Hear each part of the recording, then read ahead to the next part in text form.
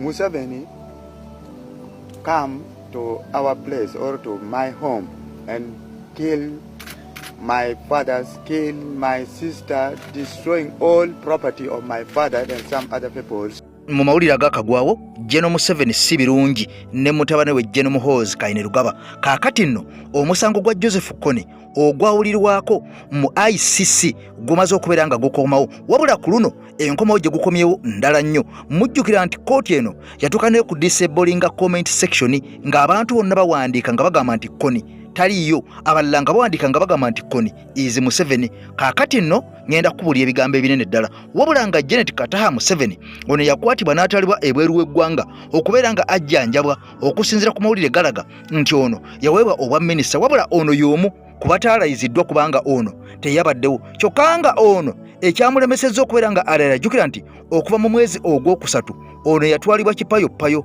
era abantu abamu abaganguya batandika okubeera nga boogera amawulire gessaagala kubeera nga mpisa mu kamwa ku mukyala ono. Kaakati nno ebigambo bizzeemu nga waliwo pressure ezze evudde mu international community, era nga ne pressure eno tugenda kubeera nga tugyogerako, ogenda kubeera nga ogitegera. Kati ba ministers bataano olunaku olw'eggulu bano baalemeseddwa okubeera nga balayira olw'okubanga balina obutuuze obusukka mu mulundi ogumu obw'eggwanga erya Uganda n'amawanga amalala, era nga abakulu bano nga bw'obalaba wano be baalemeseddwa okubeera nga balayira, wabula nga yabadde akulembedde era yakola nnyo amawulire yoona amanyikiddwa nga Dr. Lawrence Muganga, omusajja alina obutuuze obw'emirundi esatu. Ono yatuuka n'okwoza ku munye ng'alaga ensi nga bw'azaalibwa emukono esseeta, wabula ensi n'egaana okubeera nga emuwuliriza. Kaakati nno ebigambo byongedde okubeera nga biranda.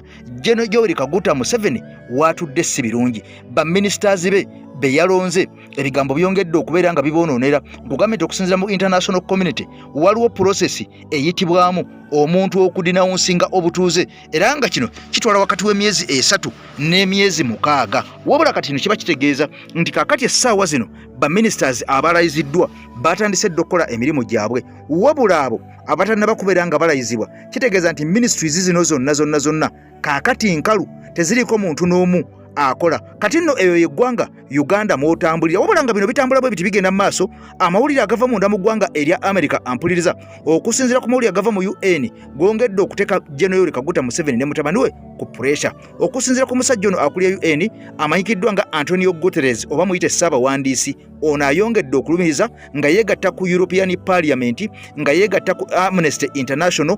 Bano bonna nga bavaayo nga balumiriza nti obuwanguzi bwa General Yoweri Kaguta Museveni okusinziira nga bannayuganda bwe bagamba obuwanguzi bwe bongedde okubeera nga babubuusabuusa. Jjukira nti international community bwegaana okulikogonizinga obwa pulezidenti bwa omukulu yenna kitegeeza nti abeerawo naye abanga eyewaŋŋamizza ku ntebe ey'abannansi. Kakati bino byonna nga bitambula nga bwe nkutegeezezza nti ku myezi 3 n'emyezi 6 olwo omuntu adinawunsinze obutuuze bw'ensi lwakkirizibwa, era omuntu ono alina okubeera ne certificate eri satisfied okuva ku embassy y'ensi eyo gy'abadde alina obutuuze. Wabula nga abakulu bano bonna bataano tekuli n'omu yabadde na certificate eyo eraga nti adinawunsinze, nga bano bonna abagamba nti tebadinawunsinga beegaana amawanga gali biri mu process tebina bakubeera nga bibeerawo okutambula okugenda mu maaso. Kakati nno ekkooti munda mu ggwanga erya Uganda zongedde okwongera okuteeka akazito ku General Yoweri Kaguta Museveni ne mutabani we beppo ne baministers bonna abalondebwa. Bano nga bagamba nti DR forms nga teziriiwo,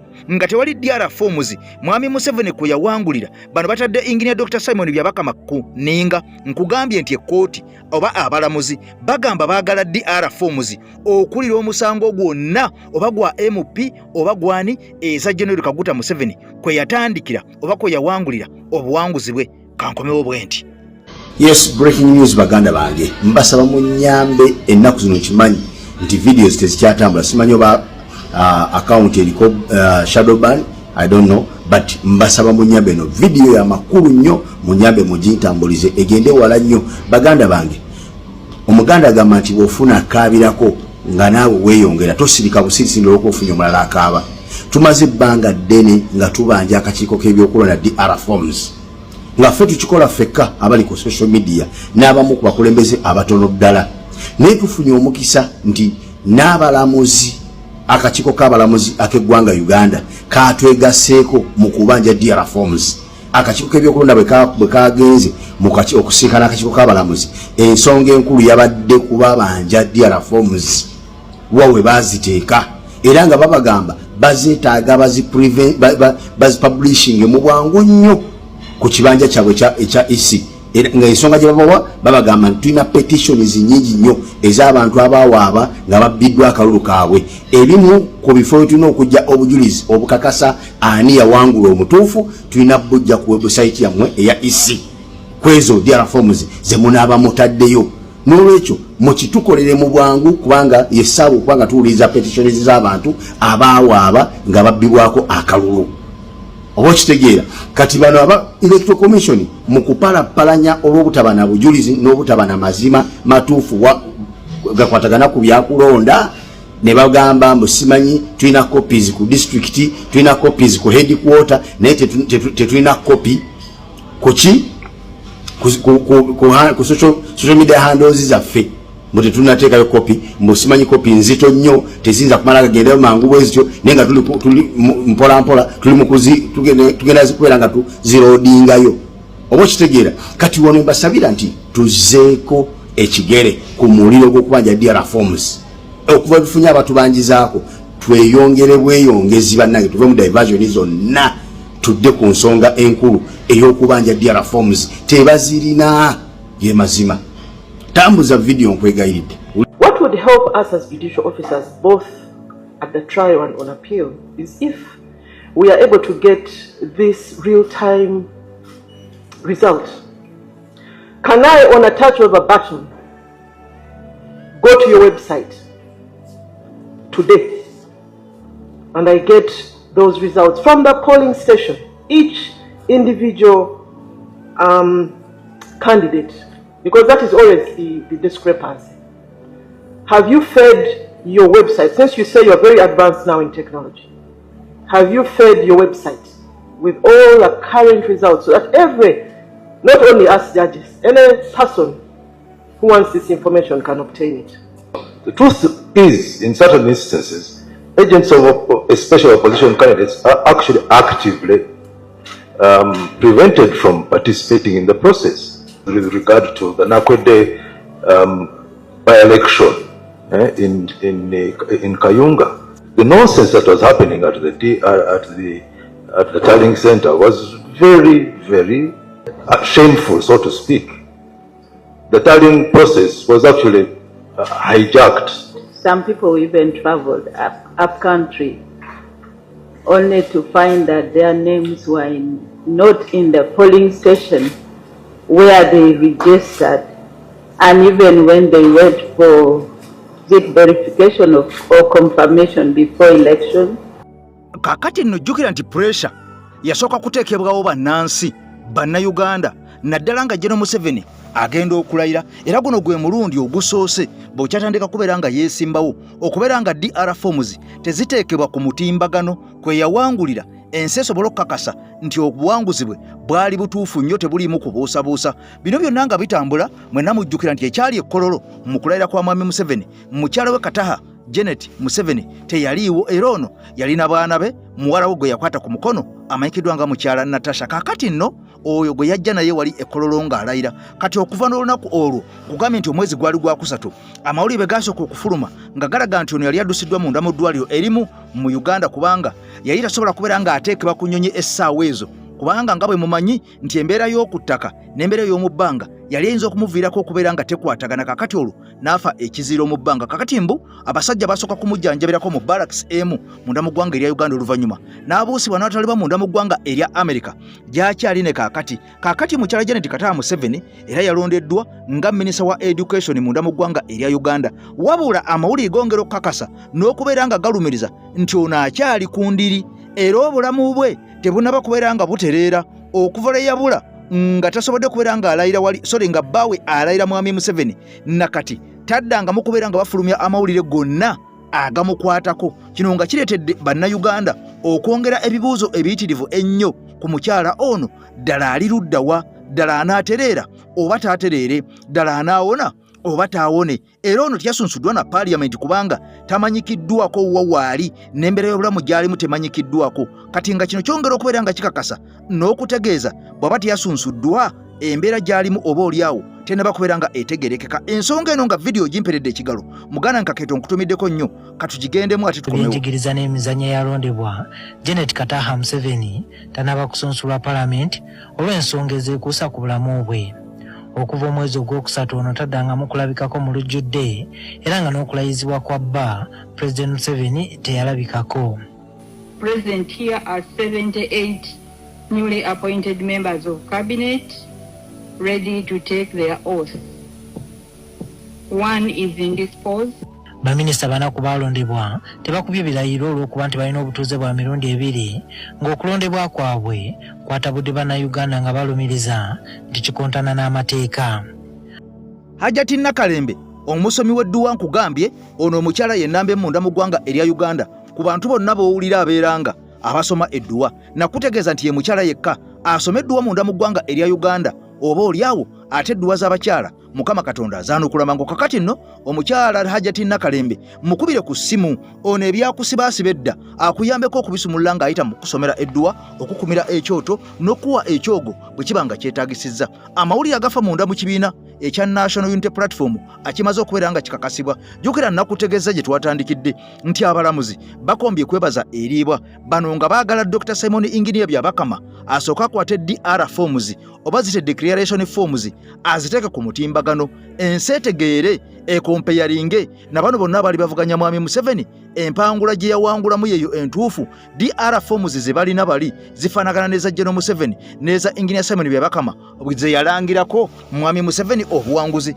Kakati bino byonna nga bitambula abamu ku bantu abagambibwa okuba nti babbibwa batwala dda emisango gyabwe mu kkooti wabula ng'emisango miyitirivu nnyo era nga tegiwulirwanga teginaba kubeera nga gitunulwamu oluvannyuma lw'okubeera nga nkutegeezezza nti abalamuzi batandise dda okubeera nga beemulugunya ku buwanguzi bw'omukulu General Museveni era nga bano beemulugunya ku Dr. Simon Engineer Byabakama kubanga ennaku eziragirwa mu mateeka mu constitution okuteekayo DR forms nga omuntu tanaba kubeera nga alayira zaayitako n'okutuuka omusajja n'alayira n'alonda ne kabinenti gy'agenda okubeera nga akola nayo nga DR forms tezinaba kubeera nga zirabwako. Kakati nno bino byonna byongedde okuteekawo akasambattuko n'obunkenke nga bwe nkutegeezeza nti n'ekitongole ky'amawanga amagatte jjukira nti kino kisaale nnyo era nga kisinzira munda mu ggwanga erya Amerika era bw'owulira UN omanye eyo Amerika yennyini ewataliwo okubuuza kigambo kyonna. Bano bongera okugattako eddoboozi lyabwe ku ly'abalamuzi ne ku ly'abannayuganda bano nga bakuliddwa Ssaabawandiisi Guterres nga babuuza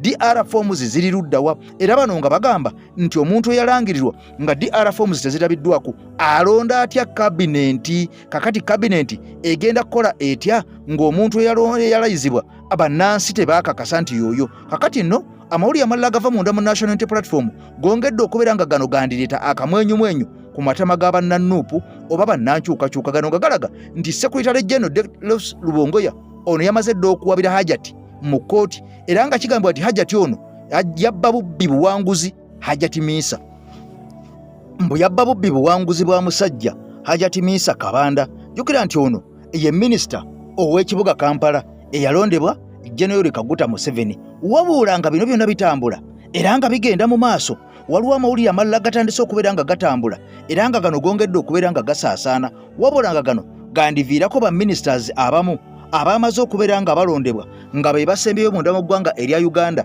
okubeera nga balondebwa era nga gano gongedde okukakasa nti ne ba members of parliament abalondeddwa ku bwa minisita kyandibanga guno gwe mulundi ogusembereyo ddala munda mu ggwanga erya Uganda okubeera nga balondebwa nga ba MP ate nga ba ministers. Okusinza ku mawulire galaga nti ebbula ly'emirimu munda mu ggwanga erya Uganda kakati abakulu batandise okubeera nga batula obufofofo nga bagamba kisoboka kitya nga Uganda yemu ku nsi ezisinga obutabeera na mirimu ezisinga ebbula ly'emirimu kyokka nga emirimu eminene emirimu emisava ate giweebwa abo bennyini ate abalina ebifo ebinene ate mu gavumenti. Kati okugeza n'olaba nga omukulu amanyikiddwa nga Dr. Kahinda Otafiire General Kahinda Otafiire ono MP ono generali ono ate nga minisita si ye yekka n'olaba abantu nga kakati bannameere MP ate nga minisita n'olaba abantu abalala ng'omukyala Nabakooba ono minisita ate nga MP n'abalala bangi nnyo abagwa mu kkowe eryo nga ba ministers kyokka nga ate era ba Haruna Kasolo bano era nga babaka era nga ba ministers era nga bakaba MPs. Kakati nno okusinzira ku mawulire ag'omunda gatandise okubeera nga galaga nti omusajja okusinzira Kazito ke bamutaddeko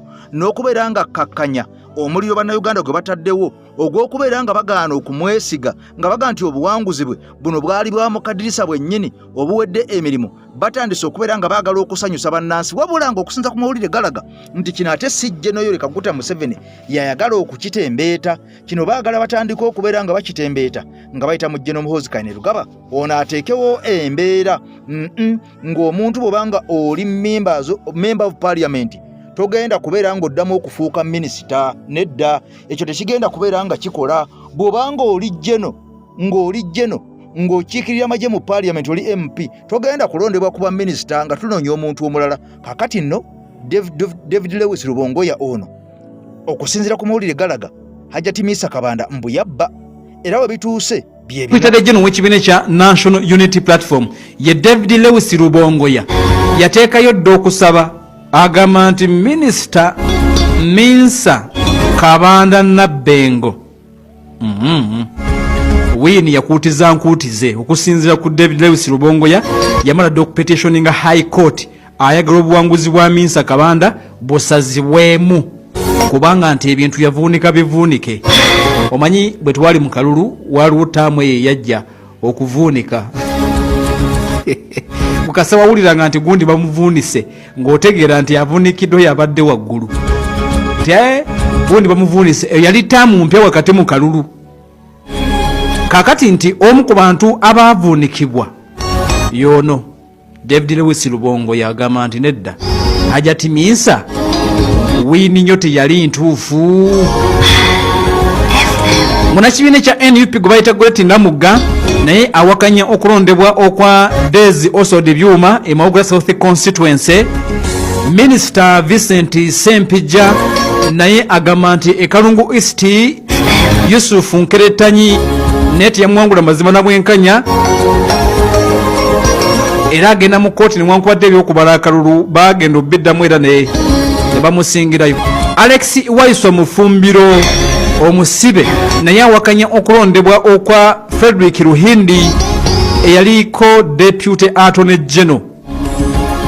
Mufumbiro agamba nti ennakawa bawunzika muwunzika oba bavuunika muvuunike. Obuwanguzi bwa Ruhindi yakuutiza bukuutize. Kakati embeera bwetyo bweri ekinkizi West John Nduguse Ngaruye naye akyalenjinga okulondebwa kwa James ne Jerimana Roji Kaberuka akuwakanya. Kitegeera kati embeera sofa bwetyo bweri kakategedde nti n'abalala weebali be bagenda mu maaso n'okugamba nti oba oli awo bawakanya obuwanguzi bwabwe. Kati by'ebitongole ebiwuzi bya ssente bigambye nti omugezi bano tabawa ssente, omugezi tayinza kubawa ssente oba oli awo. Kakati buli aliko question mark nga waliwo ayagala okuloopa bw'oba ogenda kwewula kaweddemu tebagenda kukwasadde ku munwe gw'ennusu nga bwe tubitegedde ataddeko pan.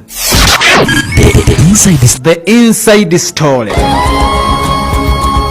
Owekitiibwa eyaliko Katikkiro wa Buganda amanyikiddwa nga Inginiya Dani Muliika jjukira gye buvuddeko yavuddeyo n'ategeeza ensi nti okusinziira ku bikolwa ebikolebwa mu gavumenti eya Mwami Museveni nga bwe mubiraba byonna ebigenda mu maaso ennonda y'ababaka mu paaliyamenti abawangudde ne batalangirirwa okubeera nga abantu omuntu omu ayina emirimu esatu nga bwe nkulaze General Kahindo Tafire nga generaali ate nga minisita ate nga mbaka mu paaliyamenti ebyokuwamba abantu ne babuzibwawo ne bataddamu okulabwako abantu abamu okukwatibwa ne batwalibwa mu makomera ne batulugunyizibwa ne bayimbulwa nga bafudde oba nga bagenda kufa abantu abamu okusibwa ne bammibwa obwenkanya amakooti ne bagagana okubawa beyiro. Bino byonna kakati Inginiya Dani Muliika byonna byeyagasegase n'agamba nti omuntu yenna avaayo mu lujjudde oba mukaama n'aba nga wagira NRM abamusiru ono agamba bw'ogatta ebyo n'obitunuulira n'ensi bwe yandibadde ng'owagira NRM oba musiru. Nze bwe ntunuulira owe NRM manya nti obwongo talina kubanga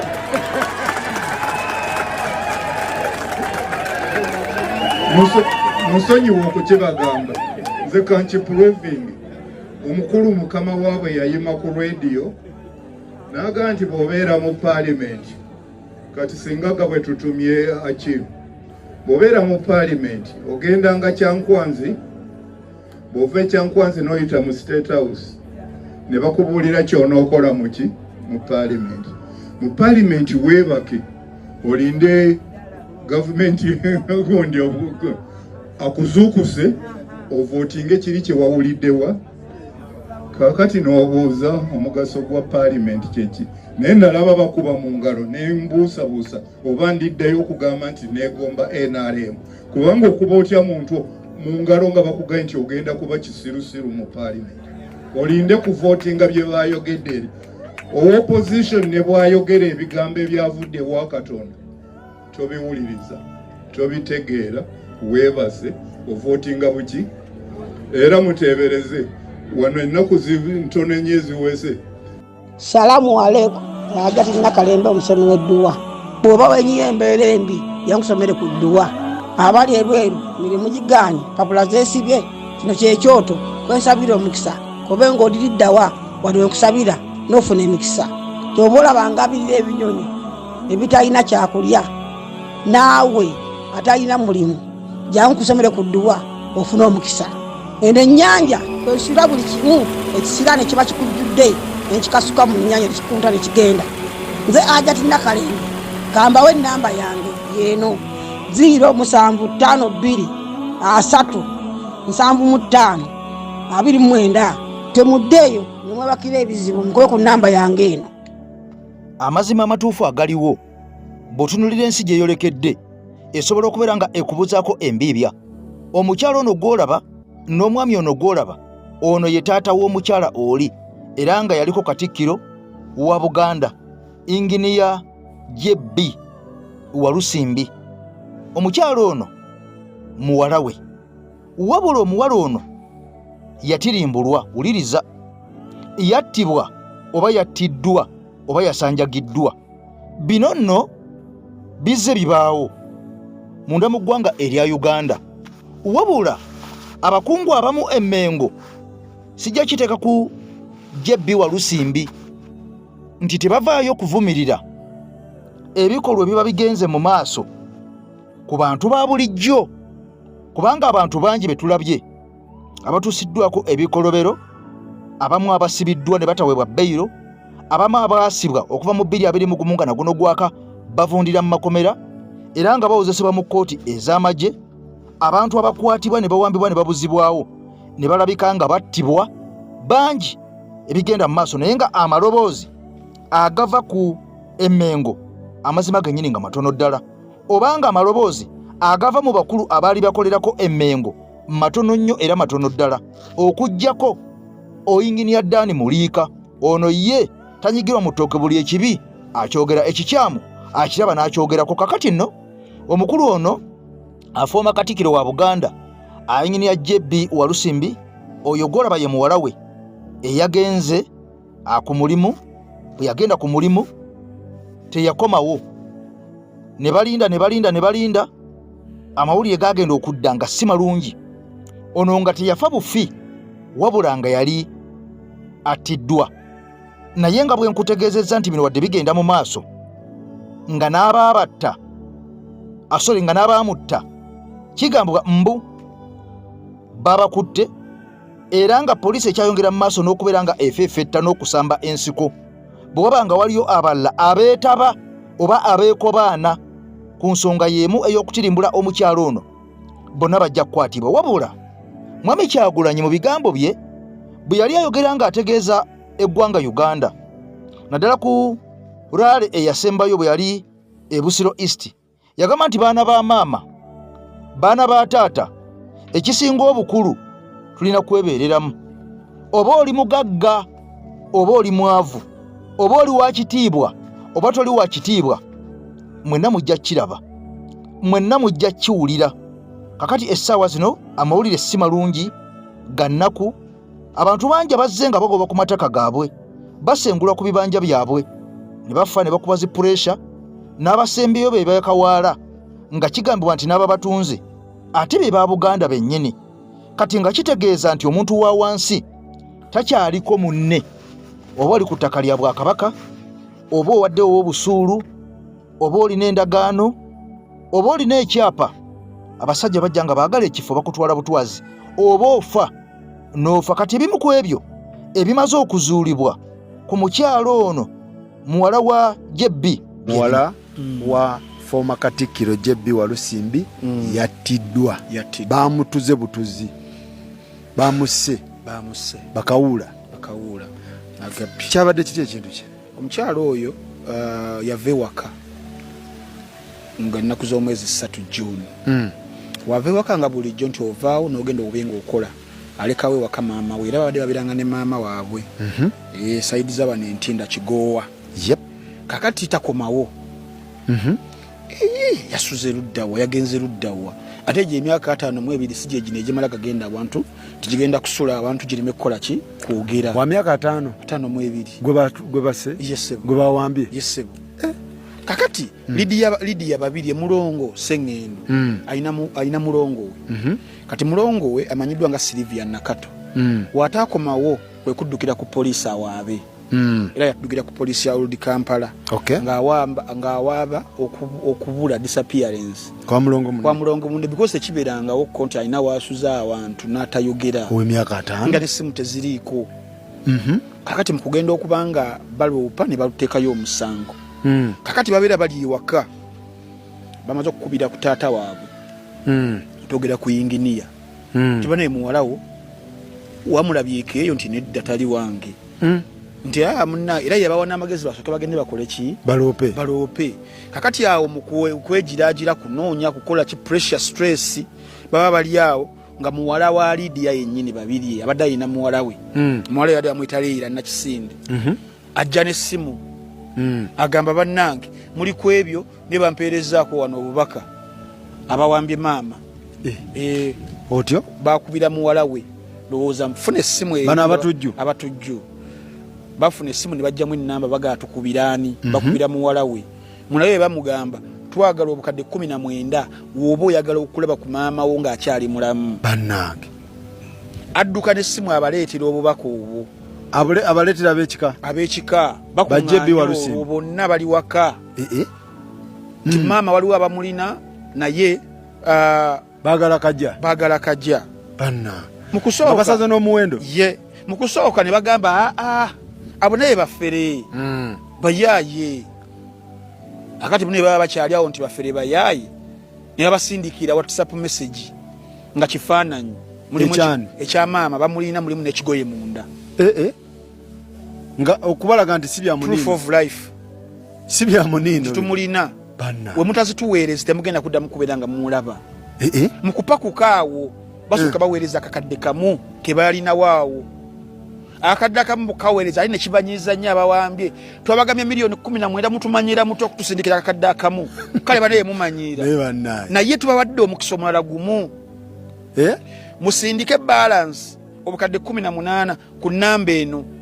Olwo bakutte essimu y'ababiri yennyini gye bakubisizza. Babateereddeko ennamba bagibasomedde. Babiri ng'akyali mulamu awo. Nga bano bagamba twagala mmere 19. Tulyawo ku Juni nga 4. Bano basuulako akakadde katya? Kamu kabanyiiza. Tetulina budde okugamba abalala. Uganda Police muwulirize ebigenda mu maaso. Government. Akadde kamu ye mutya. Ne banyiiga. Allah. Mu bukambwe obw'ekitabo ne bagamba kakati tubawadde eddakiika ntono nnyo. Okola ki? Mu lunaku luno olwaleero munoonye balance asigaddeyo obukadde 18 bumuweereze ku namba ne bagibateerako 075 ne bigenderako ng'ejjira mu manya ga Shafiki Kagga Swahaba. Shafiki. Bannange. Si Shafiki Phone Service Center. Si Shafiki ono wa Dembe. Nedda si Shafiki Kayima musajja wattu. Ono Shafiki ani? Kagga. Ng'ennamba kwekola ki? Kwesoma. Kakati munnange yinginiya nga naye bimutuuse mu matwali awo beesondasondo manye ebintu ebizenga bya kigwirawo buli omukaalina mulete basondasonda awo ne basooka ne bateekako obukadde 3 ne basindikira 3 babulaba nemwe muli serious nga temuli serious temuli mumwagalanga mulamu muwereze sente saasira bambi katongereko endala taata tutaase totta mama waffe totta mwannyina ffe totta muwala wange ingeni yajja bbi walusimba alaja na musajja wattu kakati bakwata obukadde obulala buna buli bubadde busatu bakwata obukadde obulala bumbega buna babongerako ne kali akamu munana ne gutuuka gendaawo ne babubaka ne bugenda ku ssimu ya kikawula kino kikagga kakati wakati awo jukira bali amaze okubanga balipootinga ki jukira bagala 19 bagala 19 11 tezinavaayo basendesako muki munana kati wano njagala abantu bawulirizewo bulungi wakati mu kuwamba abawamba bano kyebaba bataagala kubaditekitinga era bagamba singa ogezaako n'ogenda mu b'obuyinza ogenda kumufuna wa bitundutundu baba tebabyagala ate babakwate era kati kyekitiisa kiribawaayo ng'ekyokutiisa togeza n'obako okola ki gonyega naye bano olwedde bali bagendayo ku poliisi wano nga balowooza abuze ne bagulawo keesi kati mu kugulawo keesi abajjaati n'aba flying squad fayiro bagikola ki bagifuna bagibaka wano bano baweereza ssente wano bali mu kutrackinga era enamba eno gye baweereza nti musindike kuno eyakagga Shafik kwe batandikira trackinga bali mu compound nabo waka kale mugira musindika yo nga mubayinga time tugenda kubafuna kadanga tetunagenda mu maaso kino kidde eri abasharing enamba mbugundi namusalira line manya gange awo tujja kutuukako jjawulira omuliro temukikola bannaye Shafik ajja teekayo enamba eyo nga bagisalira manyago kawadwa Peter nga yasse omuntu jati tolina kyogenda jinyumiza flying squad basitukiramu balina laptop etrackinga sakozi nagirabyeko bagiteekamu wali balina software gye bagiyingizaamu webati neraga location nti ali bulenga Shafiki kagana nyini simu eno bavuga ku speed bamukwata Shafiki kagga nga amaze okutumya emmamba ne kamulali wali ebbali ne walaji bamusanze ku mamba sente ziyingiddewo olwo wepalisebo bamukwata ono bamaze omutanga tebannamala programu yabwe kakati wulira tugenda nga firimu weeri tetumanyawo bakyali mulamu oba mufu bamufuna ebulenga Shafiki bamusanga ku mamba ku baketi ku kikalayi katasa kuno ke yafuna ene mamba ene ya boyiro abwegedde omukulu ne muwogo ne kachumbali walala basende zayingiddewo dda ne ali muzungu bangambe mbo yabadde ayambadde gago ate nayingira hoteli yakikoze ati oyo ali muzungu mbo bamusanze abwegedde naye ndooza mbo omukazi nga abodde kikozaako kawula bamusanga ali ku mamba bwati ne muwogo n'ekicupa nga we balinze balance n'ekicupa kya kooko nga kiri awo ng'alinze wali akasimu balance ayikeko milioni 11 Shafiki yabadde yekka mulimu yagumaze yekka oba yabadde ulira n'olwo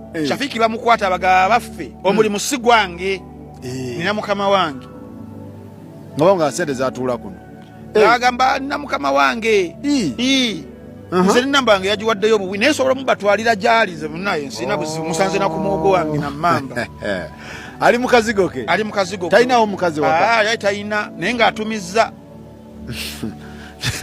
yadde alina k'atumizza abakazi bagwa mu bizibu kati osanga oyo kawula emitwalo 3 babasanga 2 na bisere polisi squad ogigamba otya banange bannyinaffe mwegendereze kakati kikawula bakiteeka kabangali bakijja bulenga kibagamba kambatwale eri munnange tukola ffenna omulimu guno siguli munze katulyaba yeno bizinesi yaffe tuli mutwe banaye temukuba nnyo omanya babbi balina akantu bakimanyi okonfesingirawo nga tebanaba kuteeka mukali akaluumu kunyiga kujja mu njala kukola ki yagamba temutawaana nze biri ebintu nabiyitamu kambatwalo mwagala imanyi waali kuba mubuuza ali luddawa bamugamba ali saidizawo nateeta okuliraana woteeri ya olunaku olwaleero wali ku kirebe kya NUP Makerere Kavule abongedde okubeera nga bano balaga obwa seriousness ku kye baliko okusinza ku Secretary General David Lewis Rubongoya ono avuddeyo n'ategeeza ensi nti ensonga enkulu ebadde ekuŋŋanyiza abantu bano ku kitebe ekya NUP kubadde kwongera kuyisibwamu okubangulwa n'okusomesebwa bwe batuuka mu paaliyamenti biki bye balina okubeera nga bakola. Bagenda kuweereza batya bannansi, bagenda kugumirayo batya okubeera nga tebalya nguzi, okubeera nga tebafuuka balabbayi, okubeera nga tebaweebwa miliyoni 5 kuzikukusa kuva ku mulamwa okukola ebyo ebitaabatumwa. Kaakati nno wabaddewo ne former leader of opposition omukyala amanyikiddwa nga Winnie Kiiza.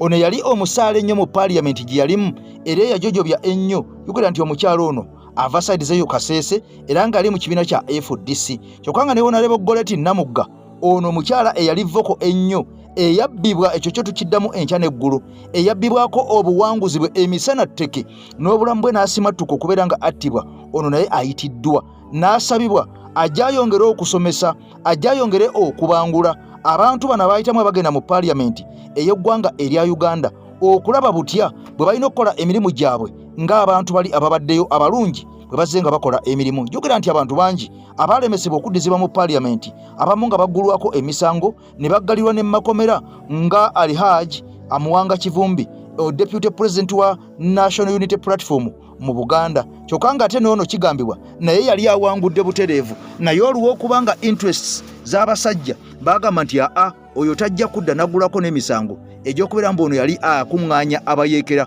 Wabula nakoledde emboozi n'enkulaga ng'amawulire agasembeyo galaga mbu information yali nfa omusajja takuŋŋaanyaga kwa yadde muntu n'omu kutwala mu bikolwa bya buyeekera, wabula ono yali akuŋŋaanyiza abantu bagenda kukuuma kalulu ke. Olwaleero tubadde wano ku kitebe kyaffe n'ababaka ba paalamenti aba NUP nga bwe mumanyi tubeera ne trainings ez'enjawulo n'abakulembeze baffe ku mitendera egy'enjawulo. Era olunaku olwaleero tubadde n'ababaka ba paalamenti nga twogera ku nsonga ez'enjawulo era ne tufuna omukisa okubeera ne yali leader of opposition Honorable Winnie Kiiza wamu ne Honorable Namuga omu ku babaka baffe abadde mu paalamenti bamubba ensi yonna ekimanyi naye yakola bulungi nnyo ng'omubaka era ne tumusaba gye ayogereko n'ababaka bano abapya ogezaako okubabangula n'okubatendeka butya balina okweyisa mu komitizi ez'enjawulo n'emirimu emirala gye balina okukola. Of course twogedde ku nsonga nnyingi ez'enjawulo okusingira ddala ababaka baffe be tulina basobola batya okuwaayo obuweereza eri abantu baffe mu bitundu ebyo gye bava, basobola batya ogenda mu maaso n'okukozesa platform mu paalamenti n'okubanja abasibe n'okulaba nga waliwo eddembe ly'obuntu mu ggwanga ate n'okulabira ddala nga bagikozesa nga platform etwala struggle yaffe mu maaso agamateeka ge baleeta aganyigiriza abantu okulaba nga bagalwanyisa, okulaba nga balwanyisa obuli bw'enguzi ate ne baba exposinga mu buli opportunity yonna yonna. Ne tugamba nti weewaawo enamba zaffe ntono kubanga abantu baffe kituufu bababba. Twali badde n'ababaka abasuka mu 100 nga bwe mumanyi naye abasinga bababba ne tumaliriza nga twafuna 5 naye ku 5 omu yali Honorable Nalubowa gwe mumanyi obulungi ne bagenda ne babicyangacanga ne bamugjayo mu ngeri etategerekeka ate omulala yali Honorable Nakimuli n'atufaako. Kakati ne tumaliriza olunaku olwaleero nga tulina ababaka 48 naye tugamba nti newankubadde enamba zaffe ziri wansi naye tusobola ozikozesa ne tuteekawo at least eddoboozi ly'abantu ne libeera nga liwulirwa mu paalamenti y'eggwanga ne mu platforms endala zonna zonna ababaka zibaba bafunye nga zibeere ku media houses n'ebirala bwe bityo. So olukiiko lubadde ku nsonga ezo olunaku olwaleero.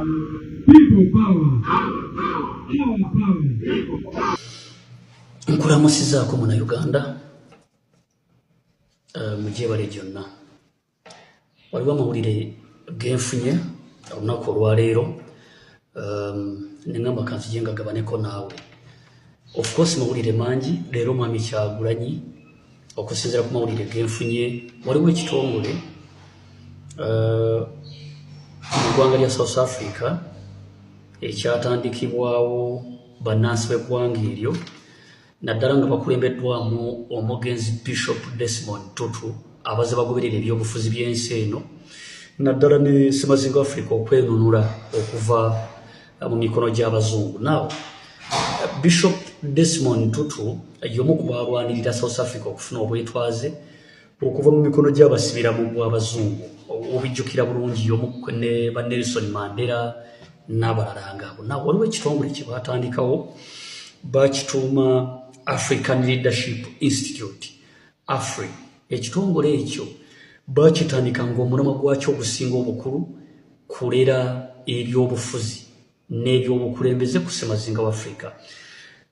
Kaakati webukeeredde olwaleero ng'ennaku z'omwezi 8 mwezi gwa mukaaga omwaka 2026 mawulire genfunye ekitongole kino kimaze okusengeka bannabyabufuzi aba opposition abasinga amaanyi mu Ssemazinga wa Africa nti Ssemazinga wa Africa erimu amawanga 54 countries Ssemazinga wa Africa na batunuulira amawanga ago 50 ne batunuulira abakulira opposition mu mawanga ago bagenza okusengeka nga baagala balabe baani abasinga amaanyi ndowooza mu njogera ennaku zino kyetwandisenga okuzoganya abasinga okuzoganya gavumenti z'amawanga gaabwe.